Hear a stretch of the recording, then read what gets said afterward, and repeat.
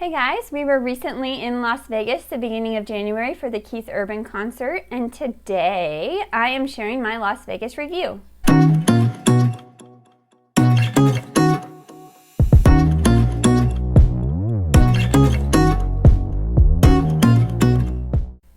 Welcome back to my channel. I hope you're all having a fantastic week. I'm Brianna at Travel Dolce, and I want to share with you today all about our Las Vegas trip. Are there any Keith Urban fans watching? If so, drop a heart emoji in the comments below. I'd love to know my tribe. And I'll definitely throw in some concert clips towards the end, so be sure and watch for that. Okay, so let's first talk about the hotel. We stayed at the Aria this time, and we have never stayed there before, but I'm glad we did. The room was very spacious and clean. We had a nice king-size bed that was very, very comfortable. The bathroom was nice. It had double sinks, a separate toilet area, and then the shower area. It had like a traditional stand-up shower, but then also a jetted tub in that same little area with a door on it. So it was super nice. The bathroom was big enough for both of us to be in there at the same time if we needed to be brushing teeth or doing whatever. And overall, I really enjoyed the hotel room. The thing that I thought was most cool about this hotel was the innovation. So on the bedside table, there was a tablet, and this tablet would do just about anything in the room. It would open the curtains, it could adjust the temperature, you could even order room service from this tablet. So it pretty much whatever you needed, this tablet could do it. So the thing that I probably liked least about the room was the mini fridge situation. So the mini fridge was stocked, and they had lots of great options, but of course everything was super overpriced. So I know that's not unique to Las Vegas or any certain hotel. Most of the mini bar things inside your room are super overpriced. The thing that bothered me about it though was if you moved anything in the mini fridge, it was on a sensor, and if you moved it at all, they would charge you. So what I would have liked to have done was taken, the stuff out of the mini fridge and be able to put our own water or adult beverages in there that we had purchased at the convenience store, just to keep them cold. So we couldn't really utilize the mini fridge because if we moved anything, we'd be charged, and we certainly didn't want that. We weren't going to pay $20 for a bottle of water. So that's one thing that I saw kind of as a drawback to that. But what we ended up doing is just purchasing a styrofoam cooler at one of the convenience stores and putting ice in there from the hotel to keep our water and drinks cold. So we improvised. It wasn't the worst thing in the world, but I know styrofoam isn't the best for the environment. I wish we wouldn't have had to do that. But anyway, it is what it is, and it worked out in the end. The casino and restaurants and pretty much everything else at the Aria was great too. We really enjoyed staying there. We didn't eat at a ton of the restaurants there just because we were out and about a little bit. We did have the chance to try the buffet. We did the buffet for an evening meal and for a brunch, and it was really pretty good actually. They had all the traditional Vegas things like the meat carving stations, crab legs, all that stuff. And then they had lots of other options too that weren't as traditional. The dumplings I thought were really good.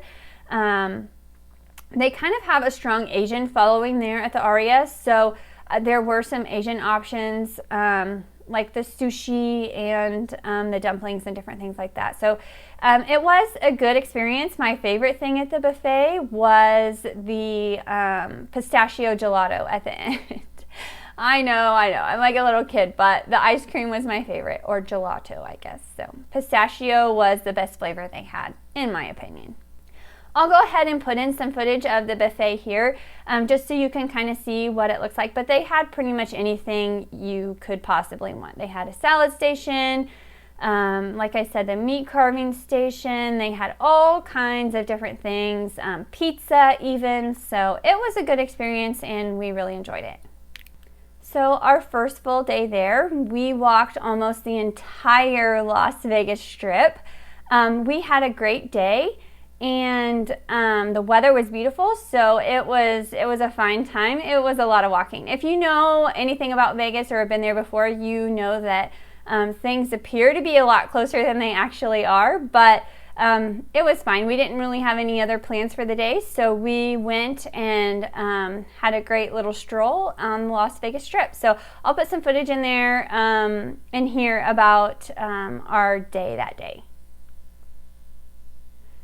There's lots of high-end shopping available in Las Vegas. You have the Forum shops at Caesars, so we just kind of walked by that on the outside. We've been through there several times, but we did go ahead and go into the canal shops near the Venetian. So we did a stroll through there.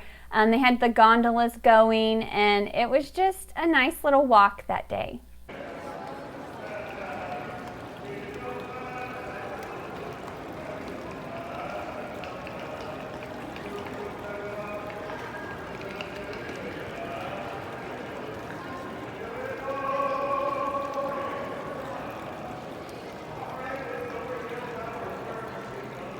We also got to walk through the shops at the Bellagio. They have tons of high-end options as well. And then the really neat thing that we got to see was they were changing out the conservatory at the Bellagio. So if you've been to Vegas, you know the conservatory at the Bellagio is definitely a tourist spot to hit. They do an extravagant floral presentation with flowers and then different props, and they have a theme each season. They change it out. So it's a huge project, and it's a huge undertaking, and it was super cool. So I'm guessing that they were just taking down all their holiday stuff the beginning of January, and what they were putting in is a Chinese New Year theme. It is the Year of the Rat, if you didn't know. So they were working on that, and it was super cool. We got to walk through, you know, the outside perimeter of it, and we got to see all the men working in there and getting that all set up. So they even had pictures out front of what it will look like when it's finished, and it was really cool to see that process of them changing it out. So on the day of the concert, we actually went and ate at Gordon Ramsay's Pub and Grill at Caesars Palace before the show. The concert was at Caesars in the Coliseum, so that worked out really great because we were super close. But a tip about Gordon Ramsay's Pub and Grill, Logan and I shared the tasting menu, which is a 3-course meal basically, and you get seared scallops for your starter, the beef Wellington for your main dish, and then the sticky toffee pudding stuff at the end, which is surprisingly really good. Or maybe not surprisingly. To me, that just doesn't sound like a great dessert option, but it is super yummy. But the tip is, over at Hell's Kitchen, that's the exact prefix tasting menu that they serve. So if you can't get a reservation into Hell's Kitchen, you might check out Gordon Ramsay's Pub and Grill at Caesars, because you can get the exact same food. And we've eaten at Hell's Kitchen before when we've been in Vegas, and it tastes, I mean, it's the exact same thing, I'm telling you. It is a little bit cheaper at Pub and Grill, maybe like $5. It's still pretty expensive, and you know, we weren't overly hungry, and that's why we shared. It was still great food. So they also have traditional British pub food there. We shared the poutine fries for a starter, and they were super good too. And then we were off to the concert, and it was a great show. So Ingrid Andress opened up for Keith Urban. She sang a few songs. She's kind of new to the music scene, but she is a singer-songwriter, and she writes all of her own stuff. And she does have a couple songs on the radio that you might know. Oh, if we break up, I'll be fine, but you'll be breaking more hearts than mine. Controversial, so outspoken. I've been told I'm not ladylike, but I'm a ladylike. Whoa, I could bring you to your knees and get you kicked out the garden of Eden. Untamable, unframeable, Mona Lisa. She was great and super personable and funny, and just she opened up a great show. And then Keith came on, and he totally rocked it. It was super fun. We had a great time.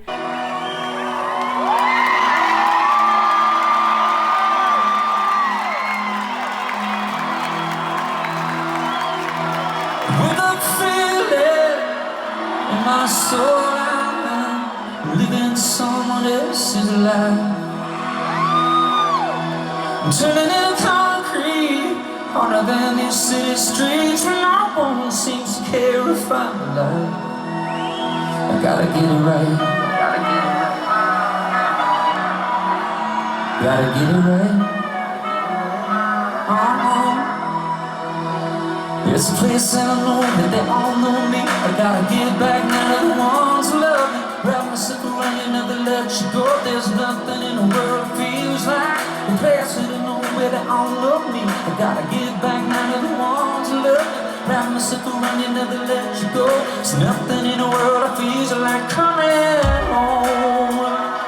Every side like us, there's gonna be a long hot summer. We should be together.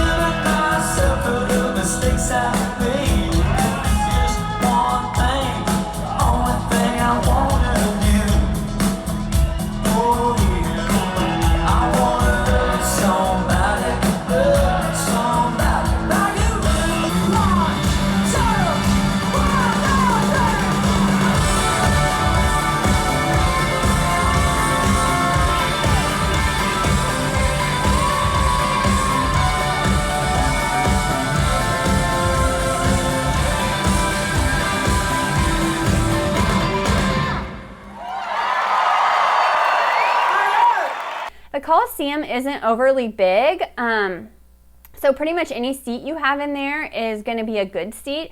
We were in the first balcony level, kind of in the second row, so we had a great view, and it was super fun. Keith is a great performer and entertainer.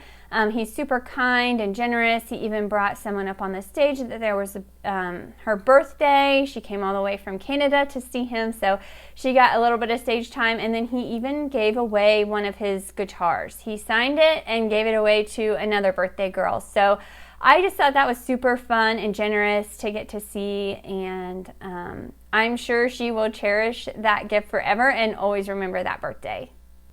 Then Saturday was our last full day there, and we just had a nice, relaxing day.